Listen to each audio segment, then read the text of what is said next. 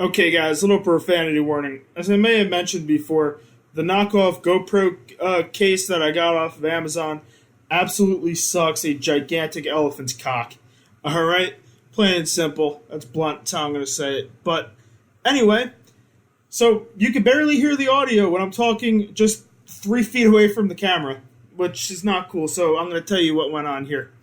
So basically, at this spot, it was a nice long tributary in the Connecticut River, and I found some shoreline access. There was a bridge, and you had a little funnel for the current, and I was looking for some current breaks and a lot of vegetation.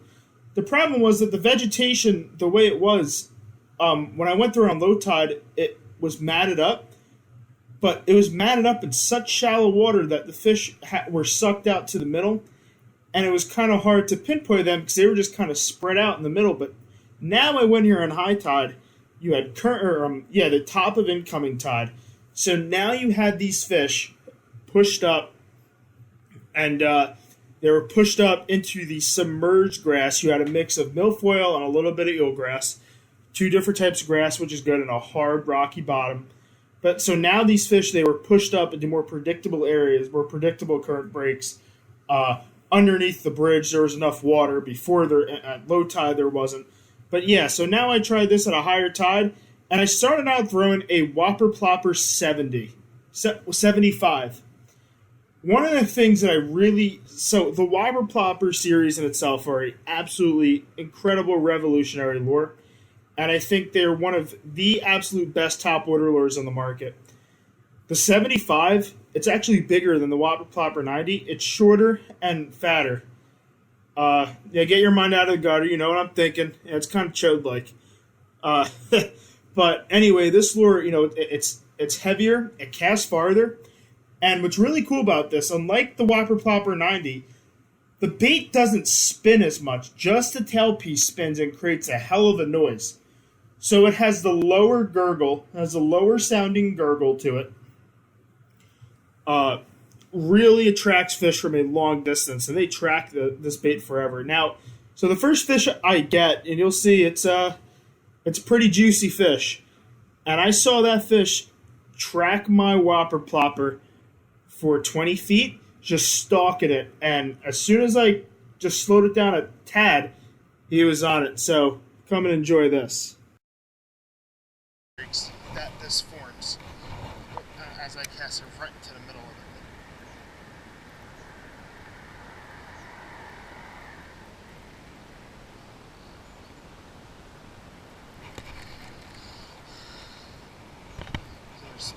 So the cool thing, while I am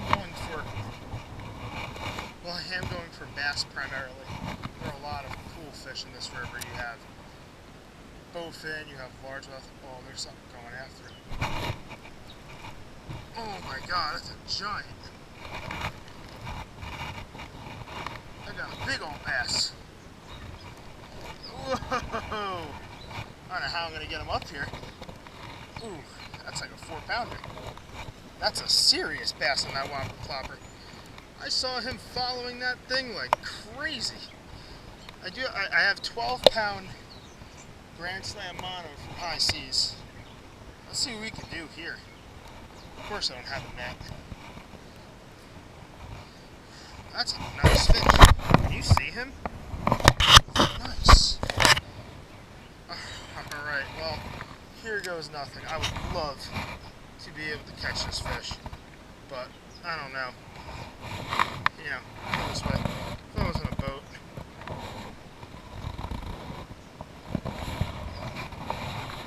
Get him. Boom! I got him. Look at that one. That's a terrific largemouth for this. Wow, that's a giant. That thing's over 4 pounds. I just swung with that. Holy shit. Whoa. That's a serious bass for this river.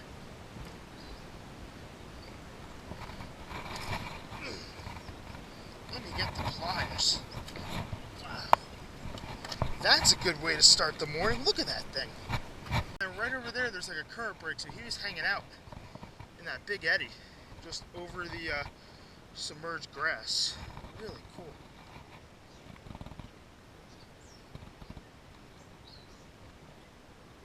Let me see what he weighs.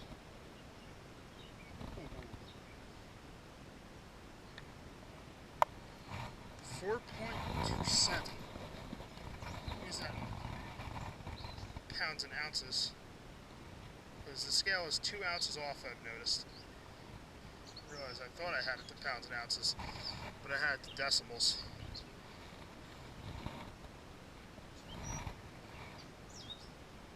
Oh, sorry, buddy. Let's see. So it says 4.4 on the scale, but the scale is 2 ounces light. So 4 pounds, 6 ounces, which is my biggest largemouth out of this river. Nice fish. Alright, buddy.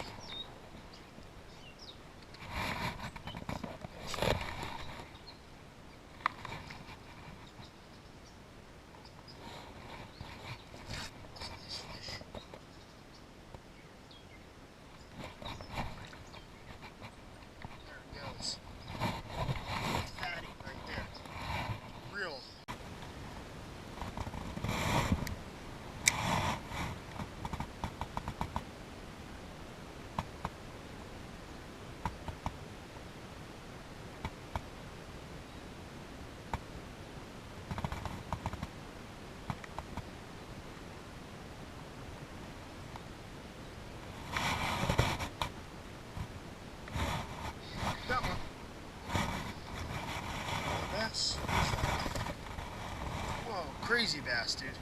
This thing's mad. He's not bad though. Obviously not as big as the first one. But he is pretty good. Wow, he's strong. He is. This thing's fired up beyond belief. Nice. Nice fish. Just hit a Senko, just kind of toss it under the bridge. Just for the fun of it. I want to get a weight on him. Because, you know, so I had to stop tournaments this year because of financial reasons, and I always like to know how I can do for my best 5. Probably, you know, upper 1 pound range. I'm going to throw this fish in off the top of the bridge because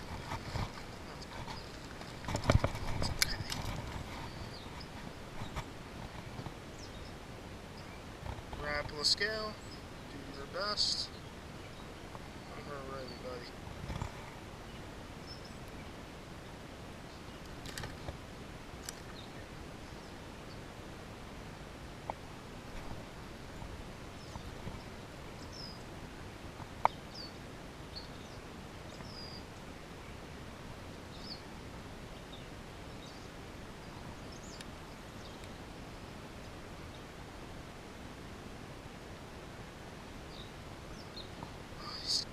Sucks. It's decently accurate, only 2 pounds of deviation, but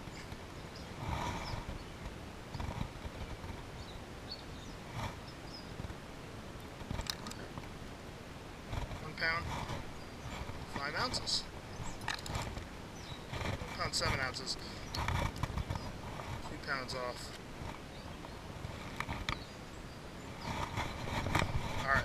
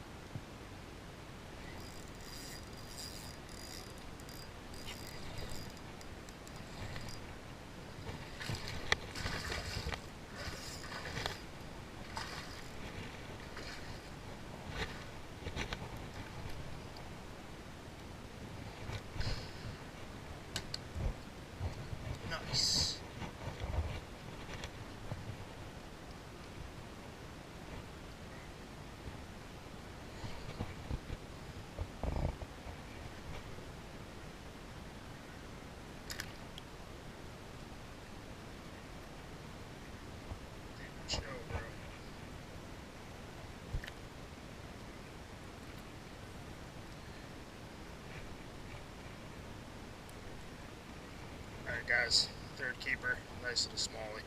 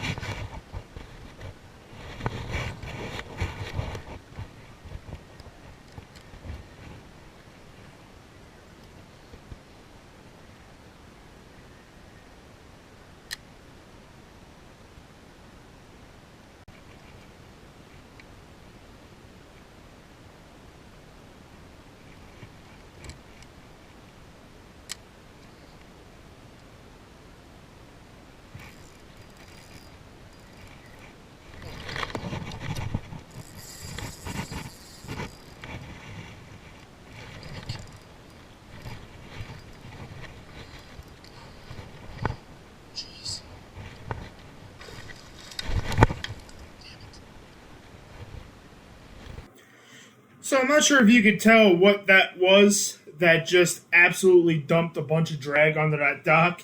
And it was a really nice northern pike, about 30 inches on the Ned rig. You'd be surprised how many pike I've caught on that little tiny Ned rig. And big ones, too. I'm talking up to 40 inches. But yeah, luckily the tax man didn't take my Ned rig. I would have loved to have, gotten a hand on that fish. I love catch a big pike. But just that run alone was a lot of fun. And now, this spot got really tough. I got a couple smallies. I'll show you one really, really nice crappie I caught. I've gotten them here very close to 2 pounds. And then after that, I wound up, I had to take a break, I had some things to do, and then I came back later and I finished my limit. So keep watching.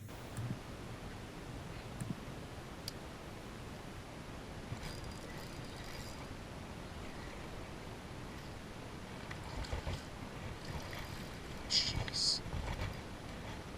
Oh, God.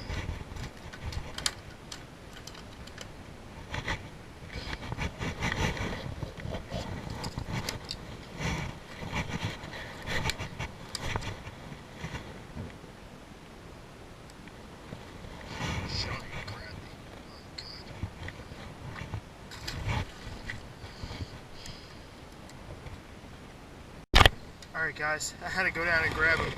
This is keeper number 4 of the day. Good 2-pound largemouth. I came in the marina, I'm like, maybe some of these fish would be, under the dock as the tide first starts to come in. Really, really nice. Nice largemouth. Take a quick pick. And I'm going to get a weight on him.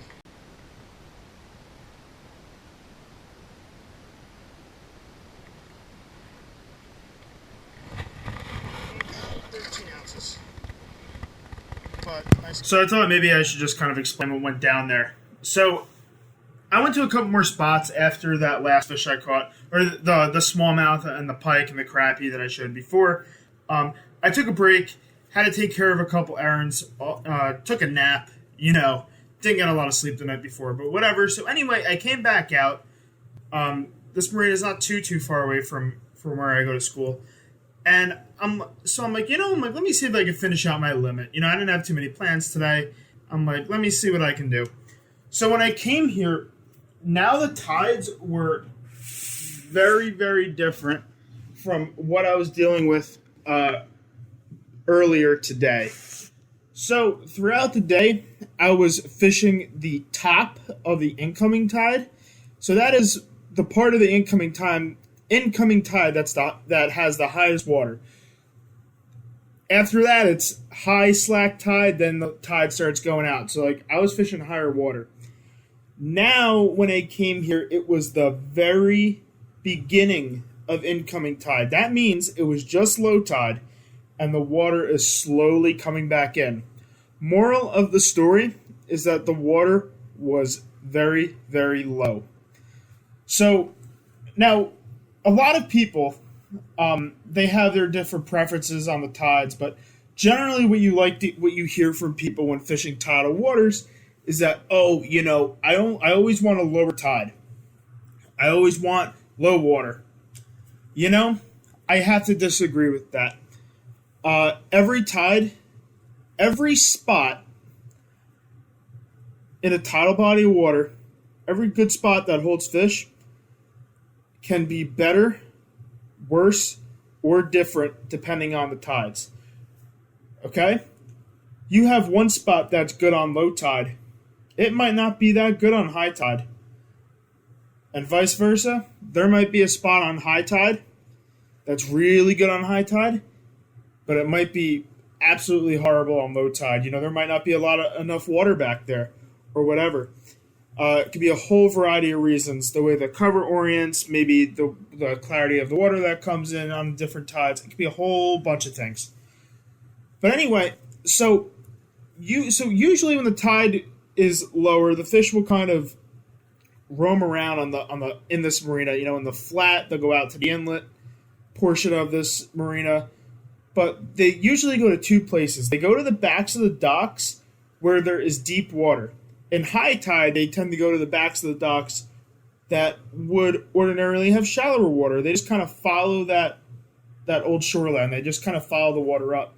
But when the water comes back out and the water's lower, or even when the water starts coming in, moral of the story, lower water, those fish are going to suck towards deeper water for security, for safety reasons, and just to give them more water and to be able to ambush prey. So that fish came off of a deeper dock, and I threw a Ned rig in there, and I felt him pop it. He smashed it. Okay? So then, I got a couple more bass in this portion of the video. I wound up with 6 keepers today. The only one I forgot to weigh was that smallmouth. But I think he was bigger than one of the fish I caught in here. That was really small, but I could be wrong. So now these were on the main docks. They were towards the middle of the docks in the middle of the marina. One fish came off of a piling. The other one came underneath. So I just kind of tell you the story of what's going on here and try to tell you that every spot is a little bit different depending on the tide. So don't get stuck on, I need to fish one tide all day. No, understand how each phase of the tide and how the water and the current direction, all that stuff affects the spot that you want to fish, because it's different all the way across the board.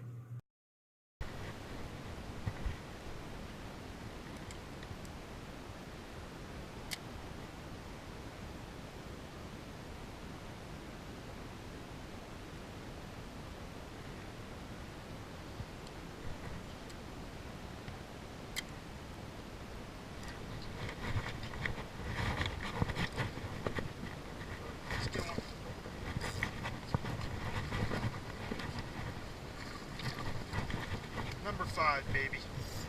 Let's go. Sick.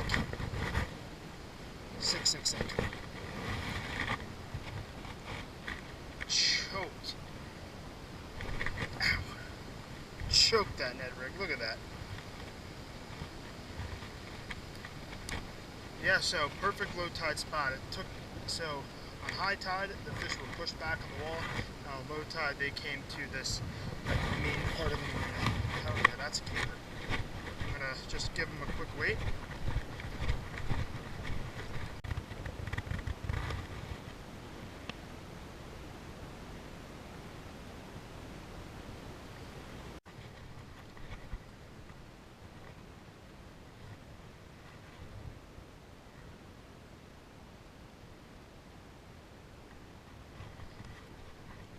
I'm about to wrap it up. Getting hungry.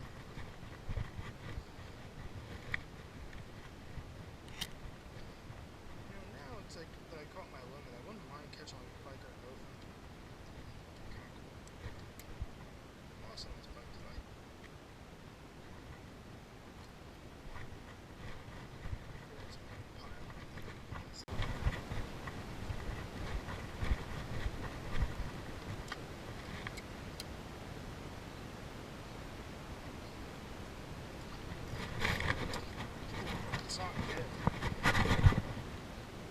What's this, a pike?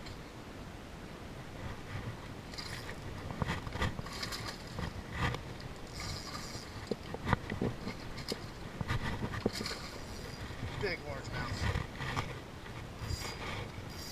Big. That's a serious fish. What a bass. I mean, like, yeah, serious for this river. Hey everyone, so thank you so much for watching my video. I calculated out the weight, and if that one smallmouth that I didn't weigh, that I forgot to weigh, was bigger than my smallest bass at like 1 pound 5 ounces, my 5 bass limit totaled to 10.81 pounds, which I think is pretty good for the CT River in July. So happy with how the day went. Thank you. Please like and subscribe.